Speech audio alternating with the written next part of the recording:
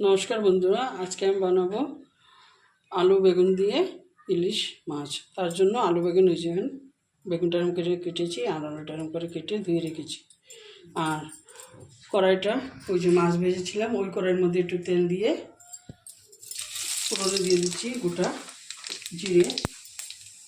জিরেটা ভাজা হয়ে যাও, তারপরে আলুটা দিয়ে দেবো। আলুটা দিয়ে দিচ্ছি, এখন একটু নুন দিয়ে দেবো আর একটু আগে একটু হলুদ দিয়ে দিচ্ছি, একটু নুন দিয়ে দেবো, দিয়ে ভাজা ভাজা করে নেবো। ঠিক আছে, এখন বেগুনটাও লগে দিয়ে দেবো।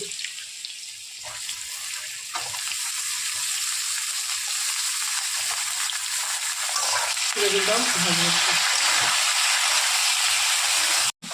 তারপরে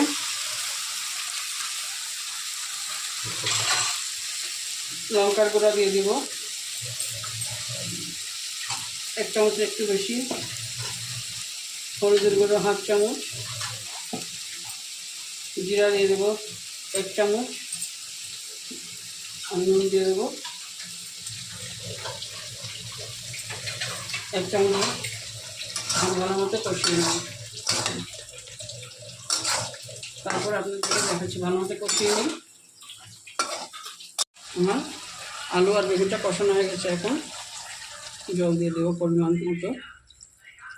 জল দিয়ে ভালো মতো আগে ফুটিয়ে নেব, ফুটিয়ে তারপরে মাছটা দিয়ে দেবো। এই দেখুন বন্ধুরা, জলটা ফুটে গেছে। এখন মাছগুলো দিয়ে দিচ্ছি, দিয়ে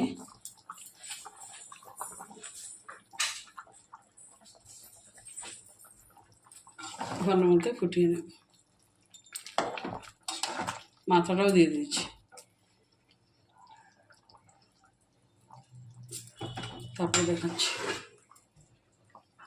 আমার আলু বেগুনের ইলিশ মাছ দিয়ে তরকারিটা রেডি হয়ে গেছে। এখন আমি গ্যাসটা অফ করে নামিয়ে নেব। বন্ধুদের যদি ভালো লাগে অবশ্যই একবার ট্রাই করবেন, লাইক করবেন, শেয়ার করবেন, সাবস্ক্রাইব করবেন। Thank you.